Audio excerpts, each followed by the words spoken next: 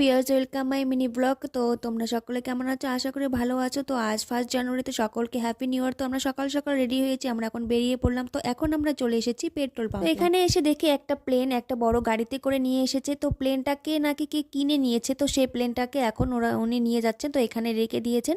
তো আমরা জানি না এই প্লেনটা দিয়ে কি করবে। তো ঠিক জানি না। অনেকে বলছে এই প্লেনটা দিয়ে নাকি পরবর্তীতে রেস্টুরেন্ট বানাবে এই প্লেনের ডিজাইনে। আমরা সেখান থেকে বেরিয়ে পড়লাম। এখন আমরা চলে এসেছি, দেখো একটা ফাঁকা জায়গা, এখানে একটু দাঁড়িয়ে পড়লাম। তারপর আমরা চলে আসলাম একটা দোকানে, রাস্তার পাশে একটা দোকানে, সেখানে আমরা চাউমিন খেলাম। তো আমার হাজব্যান্ড চাউমিন খেলো না, সে খাচ্ছে হচ্ছে ঘুগনি। তো আমিও এখানে একটু ঘুগনি নিলাম। তো এখানে চাউমিন ঘুগনি খেয়ে আবার আমরা সেখান থেকে বেরিয়ে পড়লাম।